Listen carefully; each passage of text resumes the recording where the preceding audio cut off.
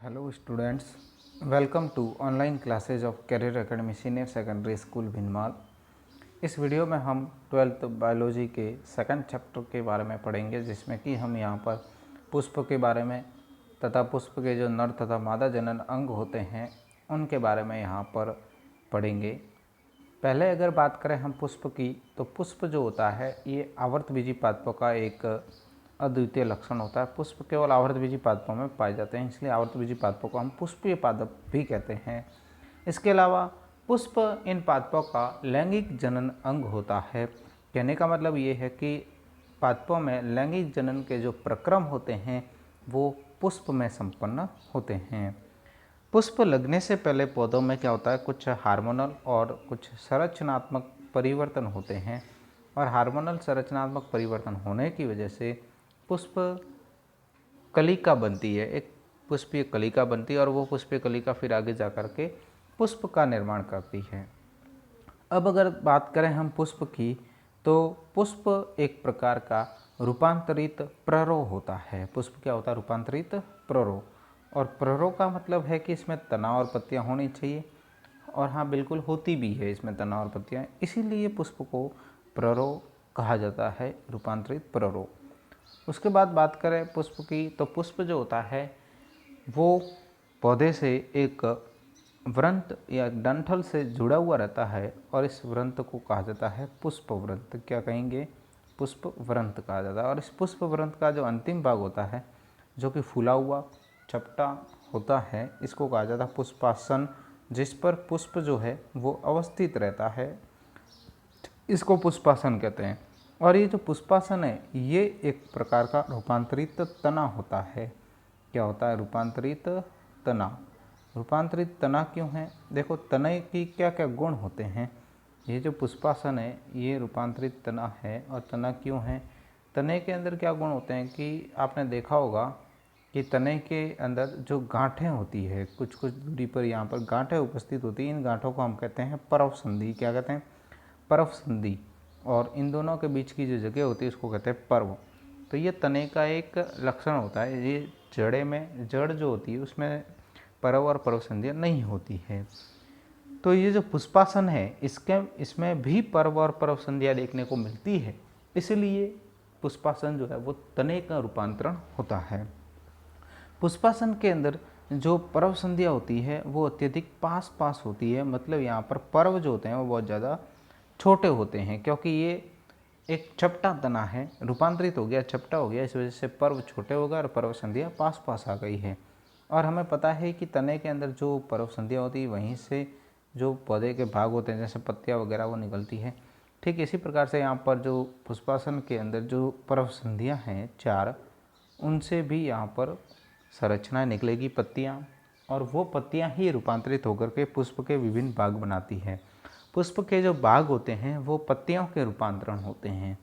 ठीक है, पत्तियां ही रूपांतरित होकर के पुष्प के अलग अलग प्रकार के भाग बनाती है। पुष्प में कुल 4 चक्र मौजूद होते हैं। इन चारों चक्रों की बात करें तो सबसे बाहर वाला जो चक्र होता है उसको हम कहते हैं बाह्यदल पुंज। क्या कहते हैं? बाह्यदल पुंज। और उसकी एकलक इकाई जो होती है वो बाह्यदल होती है। मीन्स जो पुष्पासन की जो सबसे नीचे वाली जो परव संधि होती है वहाँ से पत्तियाँ निकलती है, जो कि हरे रंग की होती हैं। छोटी छोटी पत्तियाँ होगी हरे रंग की, उनको बाह्यदल कहा जाता है। एक को बाह्यदल कहेंगे, और पूरे जो चक्र है उसको कहा जाता है बाह्यदल पुंज। नेक्स्ट सेकंड जो परव संधि होती है उससे जो निकलने वाली पत्तियाँ होती है वो रंगीन होती है, बड़ी होती है, चमकदार, सुगंध वाली होती है। उस पत्ती को कहा जाता है दल। और ये जो दल है ये पुष्प का रंगीन चमकदार भाग होता है। एक इकाई को कहा जाएगा दल, और दल का जो समूह है, पूरा चक्र है, उसको कहा जाता है दलपुंज।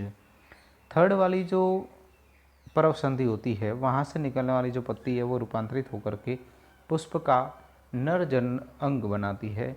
एक संरचना बनती है कुछ इस प्रकार की, इस संरचना को कहा जाता है पुंकेसर। और एक संरचना को इसको पुंकेसर कहा जाता है। ऐसे ऐसे बहुत सारी इकाइयाँ जो होगी सबको मिला करके कहा जाता है पुमंग। और ये पुमंग जो है यही पुष्प का नर जनन अंग होता है। इस पुंकेसर के भी 2 भाग होते हैं। एक ऊपर वाला जो फुला हुआ भाग होता है इसको कहा जाता है परागकोश, इसके अंदर ही परागकण बनते हैं, मतलब नर जो लघु बीजाणु होते हैं। देखो यहाँ पर पादपों में लघु शब्द जो है वो नर के लिए उपयोग किया जाता है और गुरु शब्द जो है वो मादा के लिए उपयोग किया जाता है। इसके अंदर जो बीजाणु बनेंगे उनको कहेंगे लघु बीजाणु, और यहीं पर बनते हैं, और लघु बीजाणु आगे जाकर के परागकण बनते हैं, इसलिए इसको परागकोश कहते हैं। और ये जो तंतुनुमा संरचना है ये क्या करती है, ये परागकोश को पुष्पासन जोड़ती है, इसलिए इसको पुतंतु कहते हैं। ठीक है, नेक्स्ट बात करें हम, सबसे अंदर वाली जो परव संधि होती है वहाँ से जो निकलने वाली पत्ती होती है वो रूपांतरित होकर के कुछ इस प्रकार की संरचना बनाती है, और इस एक संरचना को कहा जाता है अंडप कहते हैं, या फिर कहा जाता है स्त्री केसर। ये जो स्त्री केसर है ये एक है, स्त्री केसर है इकाई। ऐसे ऐसे पुष्प के अंदर जितने भी होंगे सबको मिला करके कहा जाता है जायांग, और जायांग पुष्प का मादा जनन अंग होता है। इस जो स्त्री केसर है इसके भी 3 भाग होते हैं। सबसे ऊपर वाला जो भाग होता है इसको वर्तिकाग्र कहते हैं, और जो ये नलिका जो होती है इसको वर्तिका, और सबसे नीचे वाला जो फूला हुआ भाग होता है इसको अंडाशय कहते हैं। इस प्रकार ये पुष्प की संरचना हो गई। नेक्स्ट देखें यहाँ पर तो हेडिंग लगी है पुंकेसर के बारे में। देखो एक बात और यहाँ पर हो जाए कि ये जो पुंकेसर है इसके अंदर यहाँ पर परागकोश में मैंने आपको बताया कि लघु बीजाणु बनते हैं, लघु बीजाणु, ठीक है ना, लघु बीजाणु बनते हैं, इसलिए पुंकेसर को लघु बीजाणु पर्ण कहते हैं।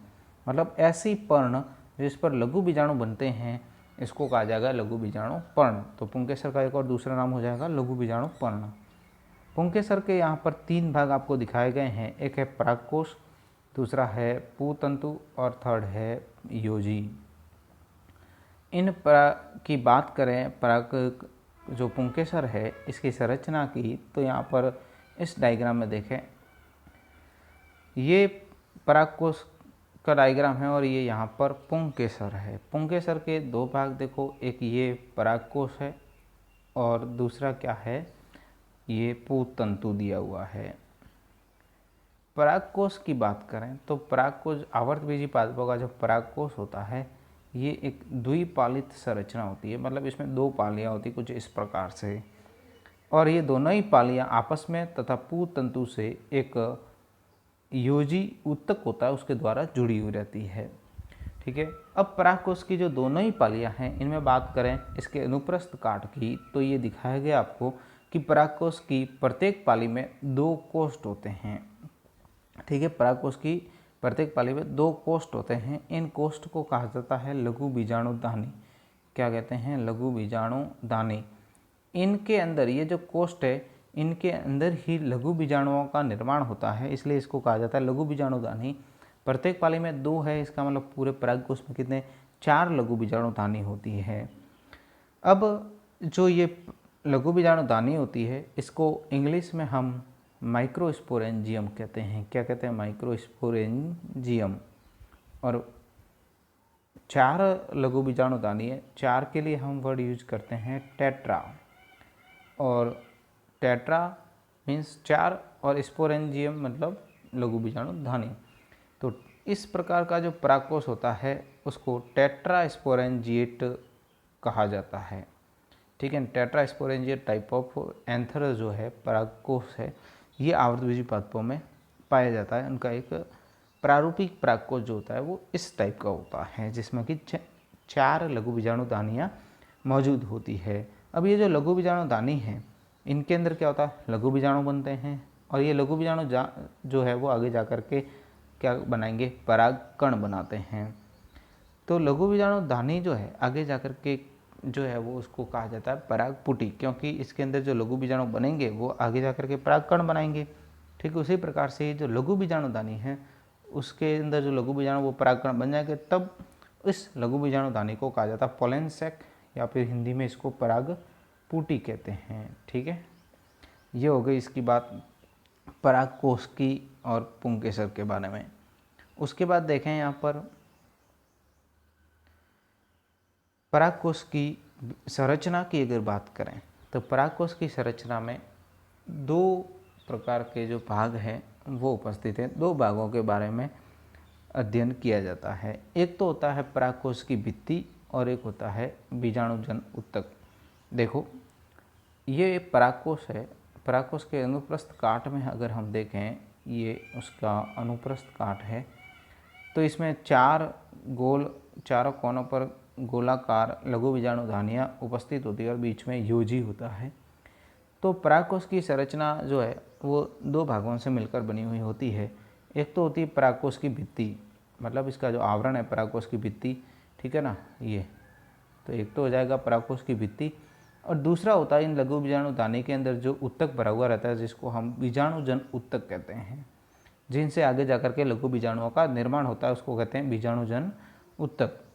तो ये जो दो भाग है परागकोश में, इन दोनों भागों के बारे में अध्ययन किया जाता है परागकोश की संरचना में।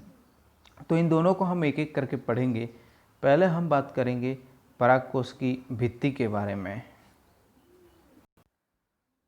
परागकोश की भित्ति में 4 प्रकार की परतें पाई जाती हैं, अलग अलग प्रकार की परतें होती है परागकोश की भित्ति में। सबसे बाहर वाली जो परत होती है उसको कहा जाता है बाह्य त्वचा, उसके अंदर होती है उसको अंतस्थिसियम कहेंगे, उसके अंदर वाली को मध्य परत, और उसके अंदर वाली सबसे अंदर वाली जो परत होती है उसको टैपिटम कहते हैं।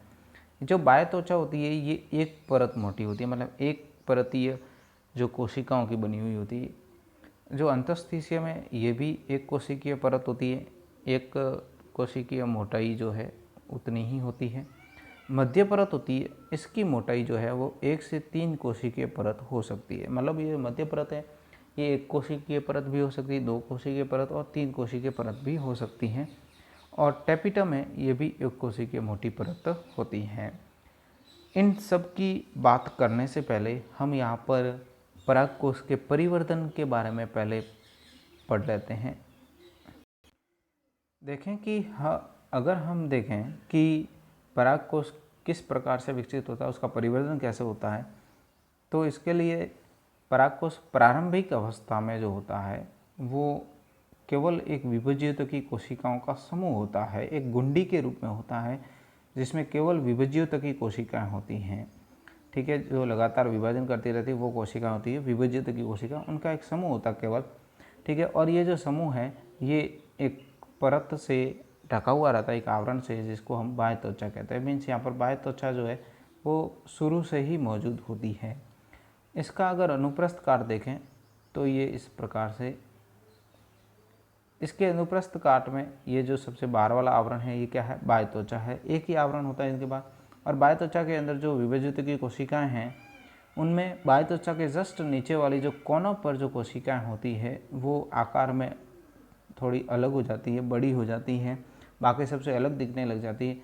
इन कोशिकाओं को कहा जाता है प्रपशु कोशिका। क्या कहते हैं, प्रपशु कोशिका, या फिर इसको आर्कीस्पोरियल कोशिका कहा जाता है। ये जो प्रपशु कोशिका है इसमें फिर आगे लगातार क्या होता है, एक समसूत्री कोशिका विभाजन होता है। प्रपशु कोशिका में क्या हो जाता है, समसूत्री कोशिका विभाजन, और समसूत्री कोशिका विभाजन होगा। देखो प्रपशु कोशिका जो है ये द्विगुणित होती है, क्योंकि पूरा आवर्तबीजी पादप ही द्विगुणित होता है, तो उसकी एक कोशिका है, कोई बीच में अर्धसूत्री विभाजन नहीं हुआ है, इसका मतलब प्रपशु जो कोशिका है ये भी द्विगुणित है।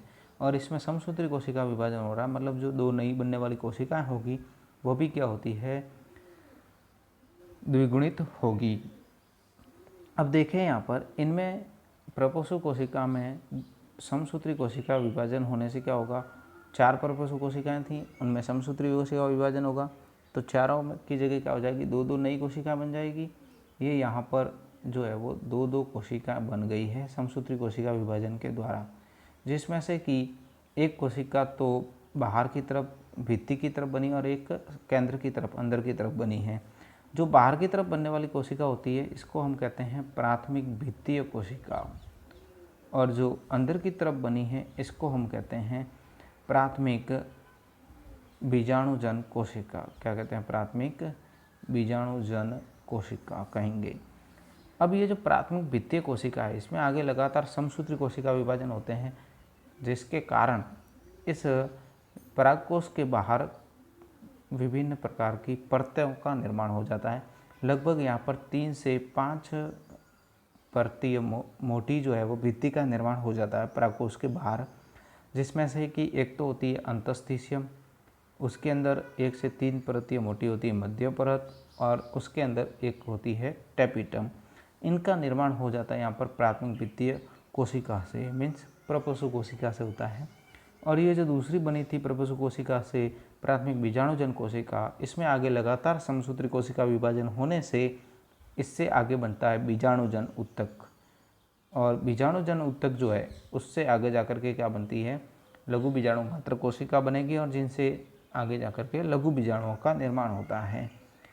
ठीक है, तो इस प्रकार कहने का मतलब ये है कि जो ये 3 परतें होती हैं अंदर वाली, अंतस्थीसियम, मध्य परत और टेपिटम, इनका निर्माण तो प्रपोसु कोशिका से होता है, लेकिन जो बाह्य त्वचा होती है उसका निर्माण प्रपोसु कोशिका से नहीं होता, क्योंकि वो पहले से ही उपस्थित है प्राकोष के परिवर्धन के दौरान। तो देखें यहाँ पर बाह्य त्वचा में लिखा हुआ है कि यह सबसे बाहरी एक कोशिकीय मोटी परत होती है और इसका कार्य सुरक्षा प्रदान करता है, और इसकी एक मेन बात कि इसका निर्माण प्रपोसु कोशिका से नहीं होता है। उसके बाद बाकी की जो भित्तियाँ हैं, अंतस्थीसियम, मध्य परत, टेपिटम, इनके बारे में हम नेक्स्ट क्लास में स्टडी करेंगे। Thank you.